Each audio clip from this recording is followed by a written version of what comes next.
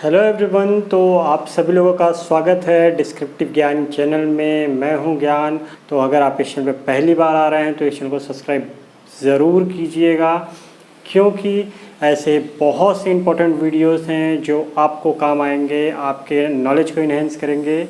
तो आज के इस वीडियो में हम बात करने वाले हैं एक कंट्रोवर्शियल टॉपिक के बारे में। अब ये कंट्रोवर्शियल क्यों है? क्योंकि ये बात करता है डाउरी डेथ के बारे में। अब देखिए, डाउरी डेथ को मैंने कंट्रोवर्शियल टॉपिक क्यों कहा? क्योंकि इसमें दो कंडीशन होती है।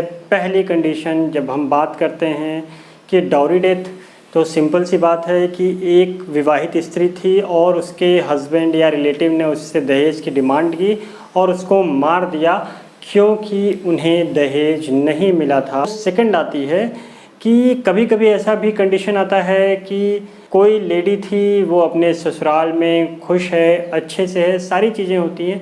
कभी कभी किसी सर्कमस्टांसेस की वजह से वो मर जाती है और मरने के बाद क्या होता है कि उसके घर वाले उसके ऊपर लगा देते हैं दहेज हत्या का मुकदमा। लेडी, आज तक उसके परिवार ने उससे दहेज की कोई डिमांड नहीं की, सारी चीज़ें अच्छी चल रही थी, वो खुश थी। बट क्या हुआ कि वो लेडी किसी सर्कमस्टांसेस से मर गई। अब मरने के बाद क्या होता है कि जो लेडीज़ के घर वाले होते हैं, जो उस औरत के, विवाहित औरत के घर वाले हैं, वो ससुराल वालों के ऊपर मुकदमा कर देते हैं कि हमारी बेटी से दहेज की डिमांड की गई थी, उसे मारा गया है, और इस तरीके का झूठा केस फाइल कर देते हैं। यहाँ पे कि झूठे केस से आप कैसे बच सकते हैं, इस वीडियो को पूरा देखिएगा और मैं आपको तरीका ही बताऊँगा कि कौन से ऐसे पॉइंट्स हैं जिसके बेसिस पे आप फॉल्स डाउरी डेथ के केस से बच सकते हैं। तो सबसे पहले बात कर लेते हैं डाउरी डेथ क्या है। तो डाउरी डेथ जो डेफिनेशन बताई गई है वो आपकी सेक्शन 304B आईपीसी में बताई गई है और ये जोड़ा गया है 1986 में। अब चलिए डाउरी के बारे में एक चीज़ समझ लेते हैं। पहले के ज़माने में क्या हुआ, शादी हुई। अब शादी होने पे क्या होता था कि लड़की के घर वाले ये सोचते थे कि मेरी लड़की जा रही है किसी दूसरे के घर में और वहाँ पे पता नहीं उसके पास कोई सुविधा होगी कि नहीं होगी, सोने के लिए बिस्तर का अच्छा मिलेगा कि नहीं मिलेगा, खाने के लिए कुछ है कि नहीं है, उसके पास खुद का कोई असेट है कि नहीं है। तो उस लिए घर वाले क्या करते थे, कुछ पैसे मिला के कुछ सामान उसको दे देते थे। किस लिए? कि वो जाएगी तो वहाँ अच्छे से रहेगी। बाद में ये कन्वर्ट होता गया और लोगों ने कन्वर्ट कर दिया दहेज में। अब वो दहेज मांगने लगे, घर वाले देने के लिए कैपेबल हैं या नहीं है, इससे उनको कोई फ़र्क नहीं पड़ता। अब वो दहेज मांग रहे हैं कि आप दो। उन्होंने उसे अपना राइट बना लिया, जो कि ये पूरी तरीके से गलत है। तो आइए पता करते हैं दहेज की डिफिनीशन क्या है। तो जो दहेज की डिफिनीशन है वो सेक्शन 2 डाउरी प्रोहिबिशन एक्ट 1961 में दी गई है और इसमें ये सीधा सा बोला है कि कोई भी प्रॉपर्टी या वैल्यूएबल सिक्योरिटी, अब यहाँ पे किसी भी तरीके की प्रॉपर्टी या किसी भी तरीके की ऐसी वैल्यूएबल सिक्योरिटी जिसका हम कन्वर्ट कर सके किसमें, पैसे में, प्रॉपर्टी में, किसी भी तरीके से। क्या होता है कि विवाह के समय या उसके पहले या विवाह के बाद क्या करते हैं कि एक पक्षकार दूसरे पक्षकार को, यानी शादी के दो पक्षकार होते हैं, एक लड़का वाला एक लड़की वाला, तो किसी भी तरीके से जो आदान प्रदान किया जाता है वो क्या होगा, चाहे वो माता दे, पिता दे, रिश्तेदार दे, कोई भी देता है या फिर देने का एग्रीमेंट करता है कि मैं आपको दे दूंगा, तो वहाँ पे वो क्या होता है, तो अगर वो विवाह से रिलेटेड है तो उस कंडीशन में क्या होगा, उसे माना जाएगा डाउरी।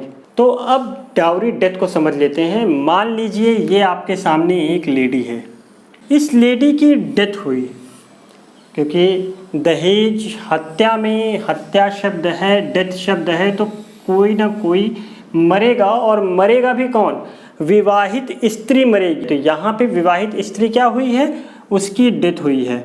अब डेथ किन किन कंडीशनों में होगी, कोई जला के किसी पर्सन को मार दे, क्योंकि आपने जलने का केस बहुत सुने होंगे। सेकंड नंबर पे कोई शारीरिक क्षति। अब यहाँ पे फिजिकल इंजरी से मतलब क्या है, बॉडली इंजरी से मतलब ये है कि किसी भी तरीके की ऐसी इंजरी करके कि उसके शरीर पे किसी भी तरीके से घाव दे के, उसको फांसी पे लटका के, या किसी भी तरीके से फिजिकल इंजरी दे के उसे मार दिया जाता है, उस कंडीशन को। या फिर सामान्य परिस्थितियों से भिन्न।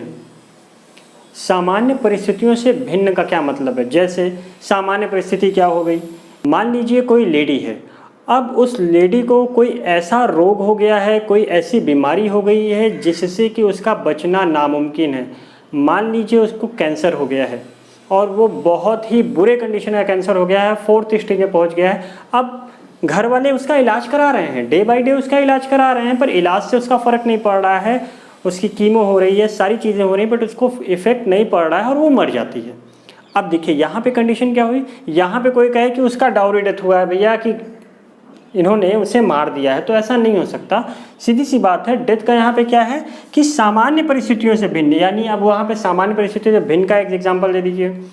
वो किचन में काम कर रही थी, अचानक आग लग गई, वो प्रेस कर रही थी, करंट उसको लग गया, वो मर गई। अब ये क्या है, ये सब ऐसी कंडीशन दिखाती है कि ये किया भी जा सकता है, तो इसका मतलब होता है सामान्य परिस्थितियों से भिन्न। अब ये आता है तो 7 वर्ष के भीतर का जो यहाँ पे शब्द है, उसका मतलब ये है कि जिस दिन उसकी शादी हुई थी उसके 7 वर्षों के भीतर अगर इन परिस्थितियों में वो मर जाती है, और ये किसके द्वारा मारी जाती है, तो या तो हस्बैंड या फिर हस्बैंड के रिलेटिव, या फिर हस्बैंड और हस्बैंड के रिलेटिव साथ में मिलके क्या करते हैं, उससे पहले जब उसकी डेथ हुई थी उससे क्या मांगते हैं, दहेज की मांग करते हैं कि हमको दहेज चाहिए, हमको दहेज चाहिए, हमको दहेज चाहिए। अपने परिवार वाले से मांगो, चाहे कहीं से ही मांगो, मुझे मतलब नहीं, मुझे दहेज चाहिए।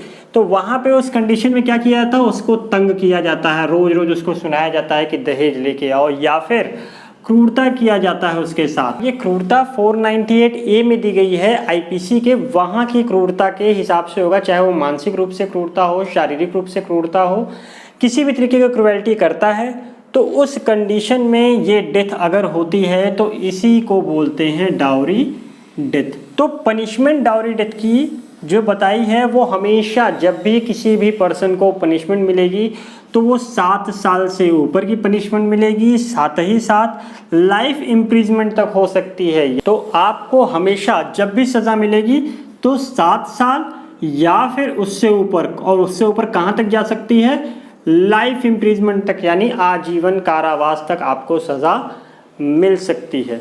तो अब बात करते हैं कुछ उन पॉइंटों की जहाँ पे अगर आपके ऊपर झूठा डाउरी डेथ का केस लगा हुआ है तो आपके पास बचाव के क्या रास्ते हैं। तो सबसे पहले मैं बता दूं, ये काफ़ी ग्रीवियस टाइप का ऑफेंस है और यहाँ पे बहुत आसानी से बचाव नहीं मिलता, बट कुछ पॉइंट हैं जो आपको यहाँ पे देखने होंगे कि क्या कोई कंप्लेन दहेज की हुई है। मीन्स यहाँ पे क्या है कि आज तक कोई कंप्लेन नहीं हुई है, सीधे क्या हुआ कि सीधे आपके ऊपर हत्या का चार्ज लग गया, वो भी डाउरी डेथ का चार्ज लग गया। तो इस तरीके से आप क्या कर सकते हैं कि आपके ऊपर तो एफआईआर होगी, चार्जशीट भी फाइल होगी, बट क्या इसके पहले कोई भी शिकायत की गई है ससुराल की तरफ से, उस लड़की की तरफ से, क्या किसी भी तरीके की कोई शिकायत उस कोर्ट में दर्ज की गई है, या फिर किसी भी जगह पे कंप्लेन ऐसी की गई है कि ससुराल वाले इसके पहले दहेज मांगते थे या नहीं मांगते थे। अगर ससुराल वाले इसके पहले कभी भी दहेज नहीं मांगे हैं, इसके पहले कभी उन्होंने डिमांड नहीं की है, और अचानक लड़की किसी भी कंडीशन में मर जाती है और उन्होंने क्या लगा दिया, आपके ऊपर डाउरी डेथ का लगा दिया, तो आपके पास एक पॉइंट सबसे बड़ा ये है कि आज तक किसी भी टाइप की कोई कंप्लेन नहीं की गई है। साथ ही साथ अगर आपके पास कोई भी ऐसा एविडेंस है जिससे कि ये प्रूफ होता है कि लड़की खुश थी, लड़की ने किसी भी तरीके की ऐसी कोई भी बात नहीं की है घर में किसी रिश्तेदार से जो कि आपके पक्ष में है, तो वो कोर्ट में आप अगर शो करते हैं कि किसी भी तरीके से वो लड़की दुखी नहीं थी, ना ही आज तक हमने कभी डाउरी की डिमांड की है, ना ही कभी हमने दहेज लिया है उससे, तो वहाँ पे क्या होती है कि वहाँ आपको एक बचाव का आधार मिल जाता है और आप उस झूठे मुकदमे से बच सकते हैं। यहाँ पे जो ये शिकायत वाला मैटर है या फिर कंप्लेन करने वाला मैटर है जो उस लेडी की तरफ से हुआ था जो मर गई है, बहुत बड़ा फैक्टर रखता है, क्योंकि अगर इसके पहले किसी भी तरीके की कोई शिकायत नहीं की गई है तो उस कंडीशन में आपका केस बहुत मजबूत होता है कि आपके ऊपर डाउरी डेथ का केस नहीं चलेगा और कोर्ट आपको डाउरी डेथ के लिए पनिशमेंट नहीं देगा। हाँ, हो सकता है कि अगर आपने डेथ कॉज की है उसकी, तो वो आपको हत्या के लिए 302 के लिए चार्ज कर दे, बट यहाँ पे डाउरी डेथ के लिए एक कंप्लेन का होना ज़रूरी है। अगर किसी भी तरीके की कोई कंप्लेन नहीं हुई है तो ये बहुत ही बड़ा आधार है आपको दहेज हत्या से बचाने का, कि क्या 7 साल के भीतर उस स्त्री द्वारा या उसके परिवार द्वारा किसी भी तरीके की कोई ऐसी कंप्लेन की गई थी, चाहे उस पर सुलह हो गई हो, नहीं हुई हो, किसी भी तरीके की कंप्लेन हुई थी। और अगर कंप्लेन नहीं हुई थी तो आपको बहुत ही ज़्यादा बचाव मिलने वाला है इस सेक्शन में। बट हाँ, अगर इसके पहले कोई कंप्लेन हुई थी तो यहाँ पे एक छोटी सी चीज़ है कि जो ये 7 साल के भीतर की जो बात है ये अप्लाई नहीं होगी। मान लीजिए कि वो 8वें वर्ष मारी जाती है, यानी शादी जिस दिन हुई है उस दिन से 8 साल बाद वो मारी जाती है, और उसके पहले कंप्लेन फाइल हुई थी कि दहेज की डिमांड हो रही है, डाउरी की डिमांड हो रही है, तो उस कंडीशन में भी आपके ऊपर डाउरी डेथ की कंडीशन अप्लाई होगी। यहाँ पे फिर आपका जो 7 ईयर का है तो ये अप्लाई नहीं होगा, क्योंकि इससे पहले डाउरी के लिए कंप्लेन हो चुकी है। और अगर केस सच है, यानी किसी लेडीज़ को डाउरी के लिए मारा गया है, दहेज के लिए मारा गया है, तो उसको तो सज़ा मिलनी ही मिलनी चाहिए। मैं आशा करता हूँ कि ये आपको बहुत ही ज़्यादा क्लियरिटी मिली होगी इससे। अगर आपको कोई भी डाउट है तो आप कमेंट सेक्शन में कमेंट करके मुझसे इस डाउट के बारे में पूछ सकते हैं। अगर किसी भी तरीके का आपको कोई डाउट रह गया हो और आप इस चैनल को पहली बार देख रहे हैं तो इसे सब्सक्राइब करना मत भूलिएगा। तो अगर आपको ये वीडियो पसंद आई हो तो इसे लाइक करें, शेयर करें ज़्यादा से ज़्यादा। तो फिर मिलते हैं अगले वीडियो में।